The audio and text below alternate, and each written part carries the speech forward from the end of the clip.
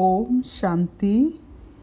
19 मार्च 2025 प्रातः मुरली। ओम शांति। बाप दादा मधुबन।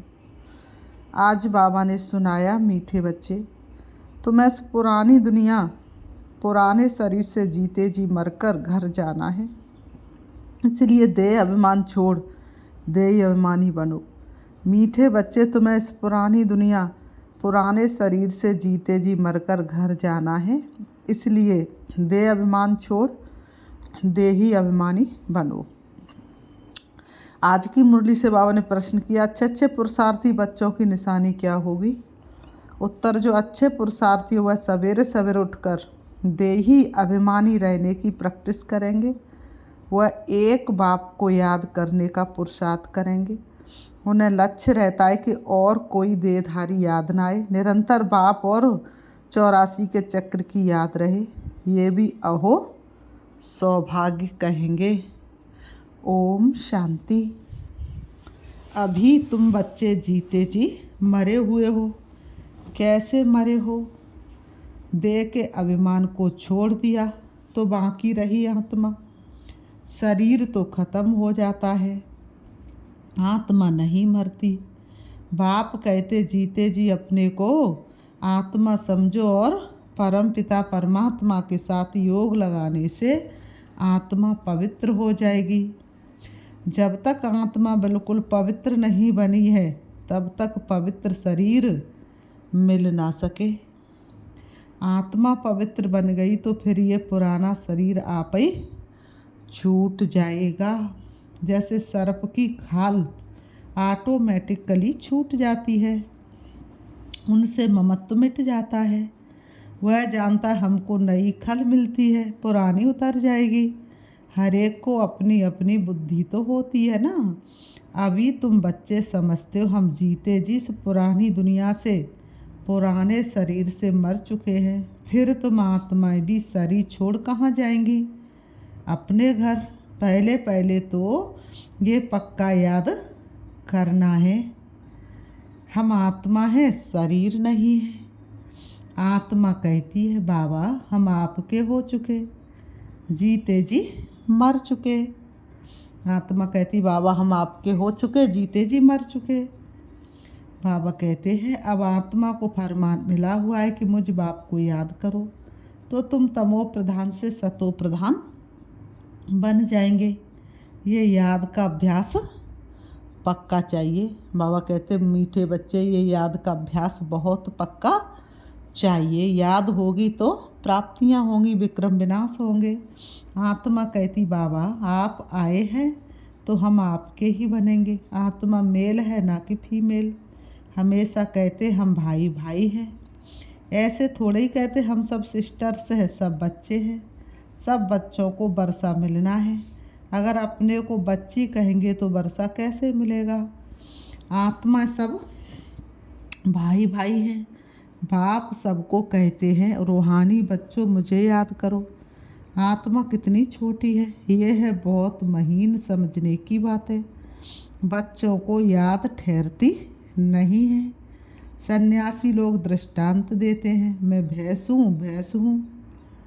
ऐसे कहने से फिर भैंस बन जाते हैं। सन्यासी लोग दृष्टांत देते हैं कि एक महात्मा जी थे और उनका शिष्य था, तो उन्होंने उससे कहा कि तुम यही बस सोचना मैं भैंस हूँ। फिर बाहर से आवाज़ लगाई, फलाने इधर आओ। तो उसने कहा मैं गेट से कैसे निकलूँ, मैं तो भैंस हूँ। तो जैसा सोचते वैसा बन जाते। अब वास्तव में भैंस कोई बनते थोड़े ही हैं। बाप तो कहते अपने को आत्मा समझो।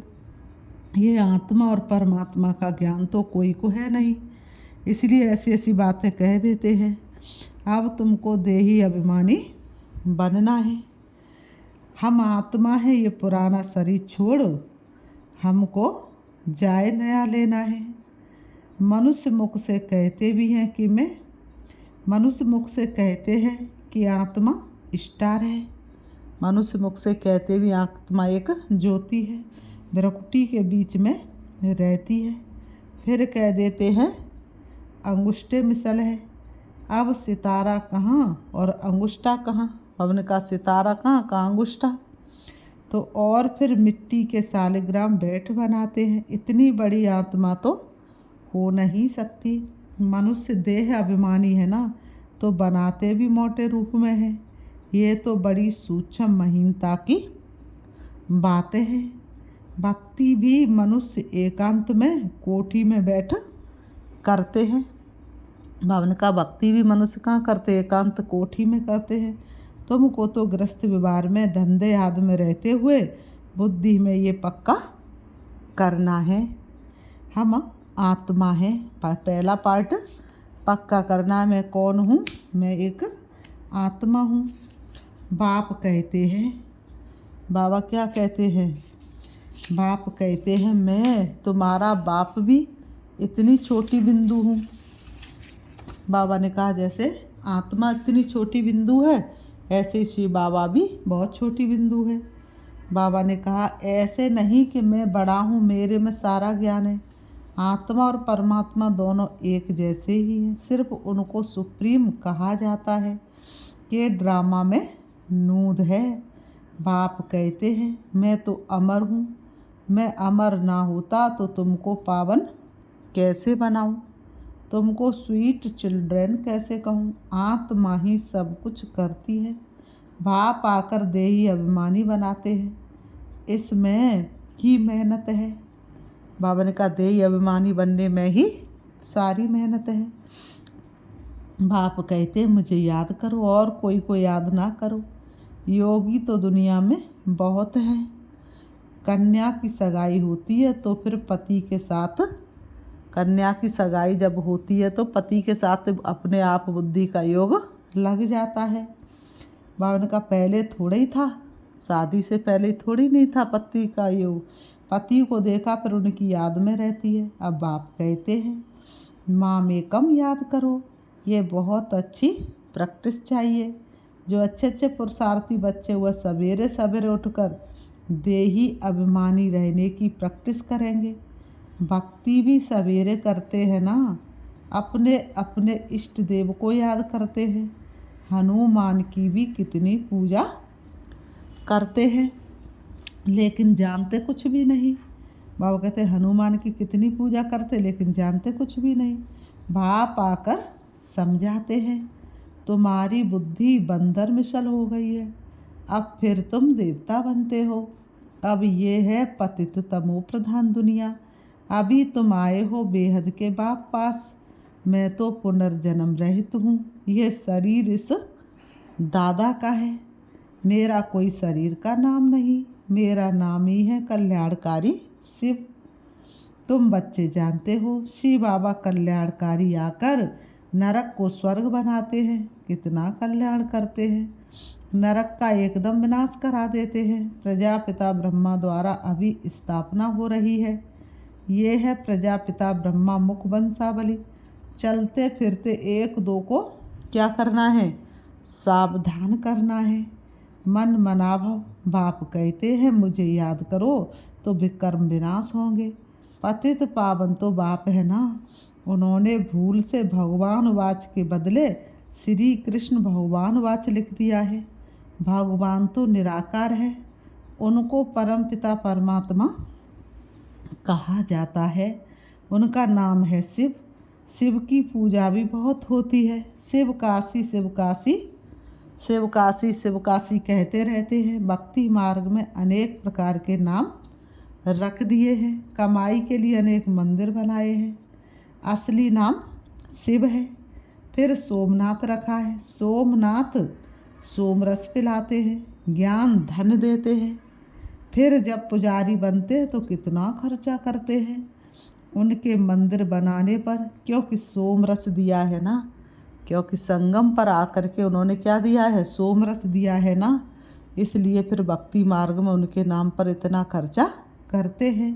सोमनाथ के साथ सोमनाथनी भी होगी।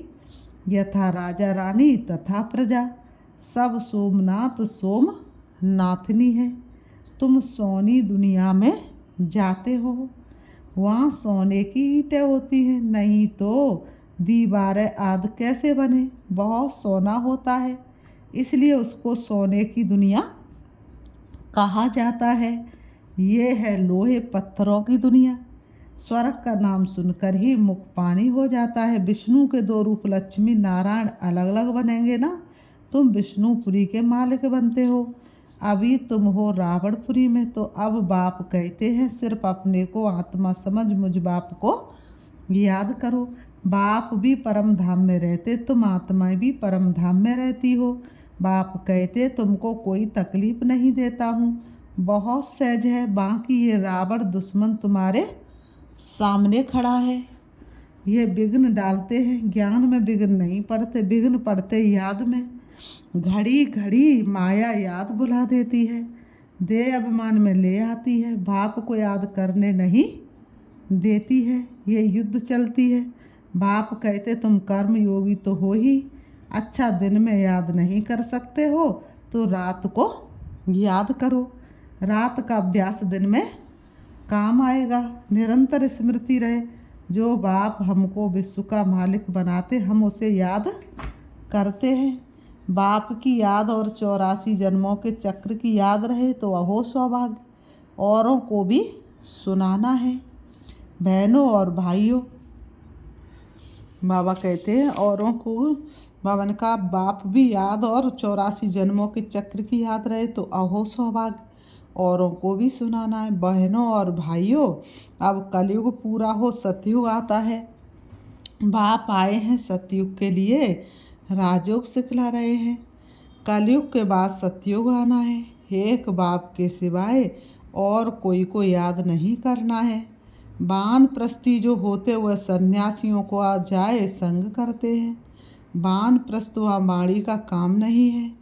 आत्मा शांत रहती है, लीन तो हो नहीं सकती। ड्रामा से कोई भी एक्टर निकल नहीं सकता, ये भी बाप ने समझाया है। एक बाप के सिवाय और कोई को याद नहीं करना है। देखते हुए भी याद ना करो। ये पुरानी दुनिया तो विनाश हो जानी है, कब्रिस्तान है ना। मुर्दों को कभी याद किया जाता है क्या? बाप कहते ये सब मरे पड़े हैं। मैं आया हूँ पतितों को पावन बनाए ले जाता हूँ। यहाँ ये सब खत्म हो जाएंगे। आज कल बॉम्ब साद जो भी बनाते हैं बहुत तीखे तीखे बनाते रहते हैं। कहते यहाँ बैठे जिस पर छोड़ेंगे उस पर ही गिरेंगे। ये नूंद है, फिर से विनाश होना है। भगवान आते हैं नई दुनिया के लिए, राजयोग सिखला रहे हैं। ये महाभारत लड़ाई है जो शास्त्रों में गाई हुई है। बरोबर भगवान आए हैं स्थापना और विनाश करने। चित्र भी क्लियर है। तुम साक्षात्कार कर रहे हो, हम ये बनेंगे। यहाँ की ये पढ़ाई खत्म हो जाएगी। वहाँ तो बैरिस्टर डॉक्टर आदि की दरकार नहीं होती। तुम तो यहाँ का वर्षा ले जाते हो, हुनर भी सब यहाँ से ले जाएंगे। मकान आदि बनाने वाले फर्स्ट क्लास होंगे तो वहाँ भी बनाएंगे। बाजार आदि भी तो होगी ना, काम तो चलेगा। यहाँ से सीखा हुआ अकल ले जाते हैं। साइंस से भी अच्छे हुनर सीखते हैं, वह सब वहाँ काम आएंगे। प्रजा में जाएंगे। तुम बच्चों को तो प्रजा में नहीं जाना है। तुम आए ही हो बाबा मम्मा के तख्त नशीन बनने। बाप जो श्रीमत देते उस पर चलना है। फर्स्ट क्लास श्रीमत तो एक ही देते हैं कि मुझे याद करो। कोई का भाग्य अनायास भी खुल जाता है, कोई कारण निमित्त बन पड़ता है। कुमारियों को भी बाबा कहते शादी तो बर्बादी हो जाएगी, इस गटर में मत गिरो। क्या तुम बाप का नहीं मानेगी? स्वर्ग की महारानी नहीं बनेगी? अपने साथ प्रण करना चाहिए कि हम उस दुनिया में कभी नहीं जाएंगे, उस दुनिया को याद भी नहीं करेंगे। शमशान को कभी याद करते हैं क्या? यहाँ तो तुम कहते हो कहाँ ये शरीर छूटे तो हम अपने स्वर्ग में जाएं।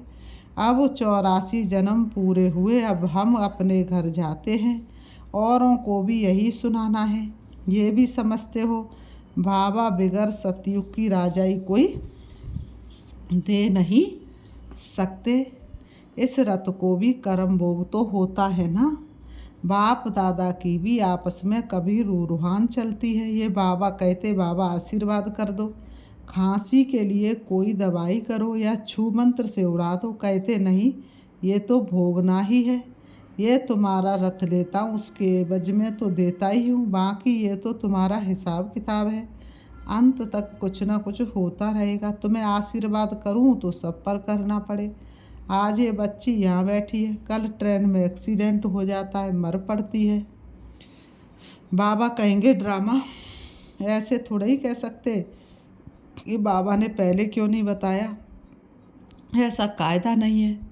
मैं तो आता हूँ पतित से पावन बनाने, ये बहलाने थोड़े ही आया हूँ। ये हिसाब किताब तो तुमको अपना चुकतू करना है, इसमें आशीर्वाद की बात नहीं। इसके लिए जाओ सन्यासियों के पास। बाबा तो बात ही एक बताते हैं। मुझे बुलाया ही है, किस लिए? बाबा को किस लिए बुलाया है? हे पतित, इसलिए कि हमको आकर नरक से स्वर्ग में ले जाओ। गाते भी हैं पतित पावन सीताराम, परंतु अर्थ उल्टा निकाल दिया है। फिर राम की बैठ महिमा करते रघुपति राघव राजा राम। बाप कहते, इस भक्ति मार्ग में तुमने कितने पैसे गवाए, एक गीत भी है ना, क्या कौतुक देखा। देवियों की मूर्तियां बनाए पूजा कर फिर समुद्र में डुबो देते हैं। अब समझ में आता है कितने पैसे बर्बाद करते, फिर भी ये होगा। सतयुग में तो ऐसा काम होता ही नहीं। सेकंड बाई सेकंड की नूंद है, कल्प बाद फिर यही बात रिपीट होगी। ड्रामा को बड़ा अच्छी रीति समझना चाहिए। अच्छा, कोई जास्ती नहीं याद कर सकते तो बाप कहते सिर्फ अल्प और वे बाप और बादशाही को याद करो। अंदर में यही धुन लगा दो कि हम आत्मा कैसे 84 का चक्र लगाकर आई हैं। चित्रों पर समझाओ, बहुत सहज है। ये है रूहानी बच्चों से रूहान। बाप रूहान करते ही बच्चों से है, और कोई से तो कर ना सके। बाप कहते अपने को आत्मा समझो, आत्मा ही सब कुछ करती है। बाप याद दिलाते हैं तुमने 84 जन्म लिए हैं, मनुष्य ही बने हैं। जैसे बाप ऑर्डिनेंस निकालते हैं कि बेकार में नहीं जाना है, ऐसे ये भी ऑर्डिनेंस निकालते कि किसको रोना नहीं है। सतयुग त्रेता में कभी रोते नहीं, छोटे बच्चे भी नहीं रोते, रोने का हुक्म नहीं। वह है ही हर्षित रहने की दुनिया, उसकी प्रैक्टिस सारी यहाँ करनी है। फिर बाबा कहते अच्छा, मीठे मीठे सिखिलते बच्चों प्रति माता पिता बाप दादा का याद प्यार और गुड मॉर्निंग। रूहानी बाप की रूहानी बच्चों को नमस्ते। हम रूहानी बच्चों की रूहानी बाप दादा को याद प्यार और नमस्ते नमस्ते नमस्ते। धारणा के लिए मुख्य सार नंबर 1, बाप से आशीर्वाद मांगने के बजाय याद की यात्रा से अपना सब हिसाब किताब चुकतू करना है। पावन बनने का पुरुषार्थ करना, इस ड्रामा को यथार्थ रीति समझना है। नंबर 2, इस पुरानी दुनिया को देखते हुए भी याद नहीं करना है। कर्म योगी बनना है, सदा हर्षित रहने का अभ्यास करना है, कभी भी रोना नहीं है। आज की मुरली से बाबा ने वरदान दिया है, प्रवृत्ति में रहते मेरेपन का त्याग करने वाले सच्चे ट्रस्टी माया जीत भाव। प्रवृत्ति में रहते मेरेपन का त्याग करने वाले सच्चे ट्रस्टी माया जीत भाव। स्पष्टीकरण, जैसे गंदगी में कीड़े पैदा होते, वैसे जब मेरापन आता है तो माया का जन्म होता है। माया जीत बनने का सहज तरीका है स्वयं को सदा ट्रस्टी समझो। ब्रह्मा कुमार माना ट्रस्टी की किसी में भी अटैचमेंट नहीं होती, क्योंकि उनमें मेरापन नहीं होता है। गृहस्थी समझेंगे तो माया आएगी और ट्रस्टी समझेंगे तो माया भाग जाएगी। इसलिए न्यारे होकर फिर प्रवृत्ति में के कार्य में जा आओ तो माया प्रूफ रहेंगे। स्लोगन, जहाँ अभिमान होता वहाँ अपमान की फीलिंग जरूर आती है, जहाँ अभिमान होता वहाँ अपमान की फीलिंग जरूर आती है। अव्यक्त इशारे, सत्यता और सभ्यता रूपी कल्चर को अपनाओ। आपकी आंतरिक स्वच्छता, सत्यता, उठने में बैठने में बोलने में सेवा करने में लोगों को अनुभव हो, तब परमात्म प्रत्यक्षता के निमित्त बन सकेंगे। इसके लिए पवित्रता की समा सदा जलती रहे, जरा भी हलचल में ना आए। जितना पवित्रता की समा अचल होगी उतना सहज सभी बाप को पहचान सकेंगे। अच्छा, ओम शांति। ओम